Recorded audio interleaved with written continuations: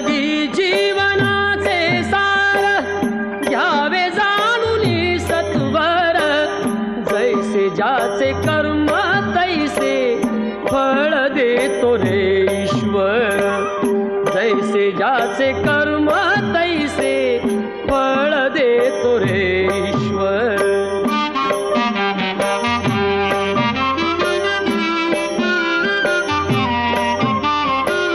क्षणिक सुखासाठी अपुऱ्या